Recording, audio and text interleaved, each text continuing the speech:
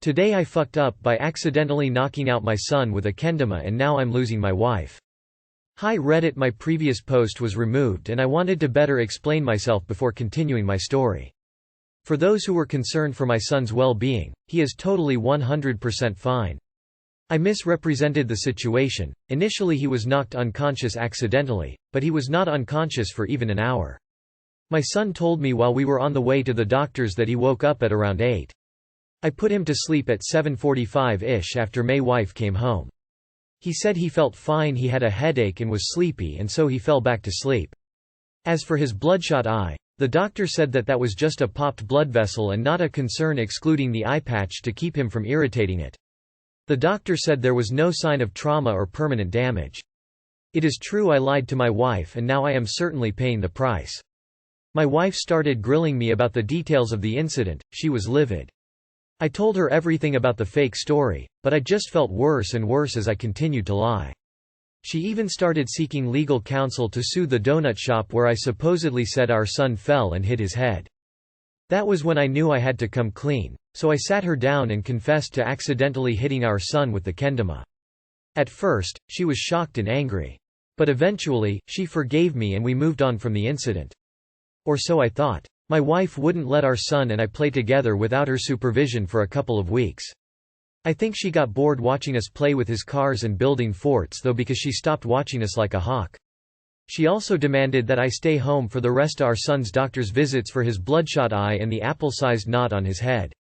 Even after our son completely healed, things started to feel different between my wife and me.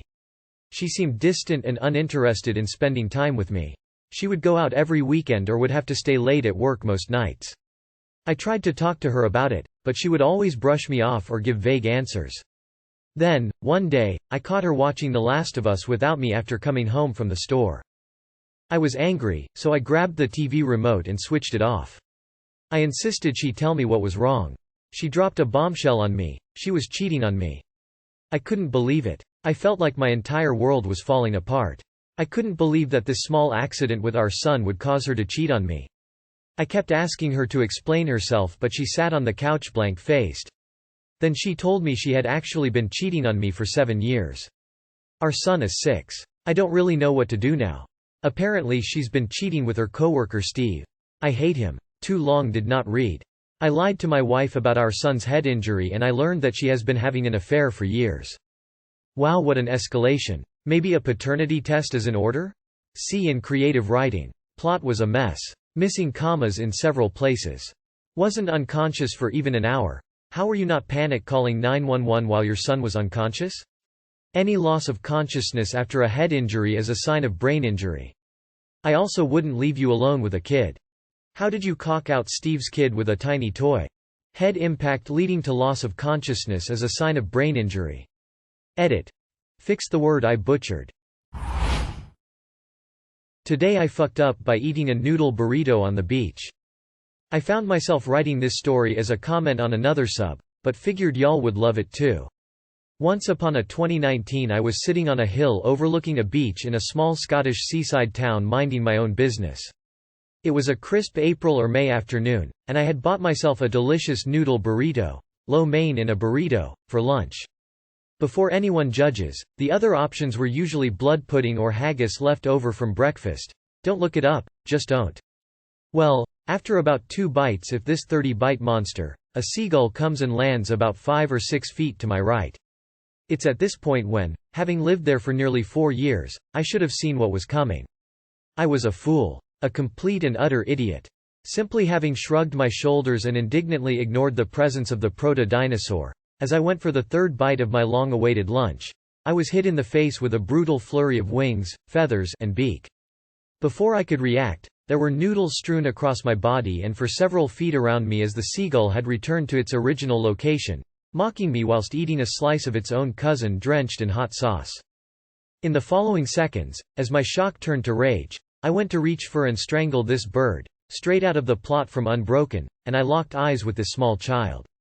A young girl of 3 or 4 was staring straight at me, her baby blue eyes aghast with horror as the North Sea breeze blew her stubby blonde hair across her face. I refused to let what would have been effectively a cage fight between man and seagull be this girl's first formative memory, and let the seagull live another day, much to the pleasure of the parents observing with a mix of comedy and terror. So I stood up, walked away, tossed my remaining sad limp of a burrito in the bin, and went back to Noodle Bar in disgrace, covered in noodles and sauce. But hey, silver lining, the cute Noodle Bar girl took pity upon me and gave me a free replacement. Zoe, I really should have asked you out.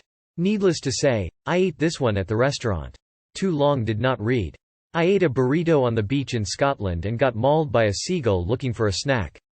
My dumbass at the end reading, noodles to say, and thinking nice pun. Should have ate the seagull. Seagulls can go F themselves. When I was 5 I was eating the absolute best PB and banana sandwich on the beach. One seagull swooped down and stole that bitch from me, and another one about a few feet away started doing that seagull laugh at me. I still hold a grudge. I've heard of choking your chicken in public, but choking your seagull? That's a first. What's a noodle burrito? Today I fucked up by sending a photo of a kiwi to a group chat. This started a few days ago, but basically a friend suddenly started saying how even as 7 years have passed since the group chat was created we hadn't seen each other's balls, and he had been doing this on and off for a few days. Fast forward to yesterday, I was at the supermarket and he sent the same message about how no one had sent a picture of their balls yet. I was passing through the fruits alley and thought about how funny it would be to use the feature that only lets you see a picture once with an edited picture of a kiwi would be, and honestly I just wanted to see their reactions. So I did the thing and another friend, B, goes wild and starts saying how gross it was that I sent that. I immediately went to his DMs telling him how it was a picture of a kiwi rather than of my balls and he replied, "Of course I know how a kiwi looks, I have balls too, you know?" Then, relieved, I decided to finish doing the thing I was doing at the market in the first place, totally ignoring my phone for the time. And that's when it happened. A saw the image and lost his shit. He started spamming texts saying how he knew I would do it and how hyped he was, and then he sent a picture using the same view once feature that I used. Now at that point I thought that if one could figure it out, everyone did, and thought that he would do something similar. I was wrong. There I saw the freshly shaved balls of A. B. Didn't say anything back to the group chat, and that's how I knew A was for real. And then he started spamming a third friend, C, to do it as well, and today in the morning he sent a picture using the same feature, which to my surprise, it was a picture of his unshaved balls hanging. And now I'm here scared that B would tell everyone how, while they sent a picture of their balls toy group chat, I only sent a picture of a kiwi. Too long did not read. Sent a photo of a kiwi to a group chat and now I know how the balls of my friends look. Loudly crying, someone needs to talk to A. You know, it's been 7 years in this chat and we haven't even seen each other's balls, said nobody ever, except A. This is a really strange request. I haven't ever seen any of my friends' balls, no matter how many chats I've been in with them. Assert dominance and send your asshole. Why did I wanted so bad to see your balls? Tears of joy. Completely throws me when I see Yanks referring to kiwi fruit. A kiwi is either a bird or someone from New Zealand. The little green evil fruit you find in the supermarket is called a kiwi fruit, specifying the fruit part. I can see how the distinction was lost in the US. Dropping it doesn't turn every reference to it into a record scratch moment while you are trying to figure out what someone is referring to.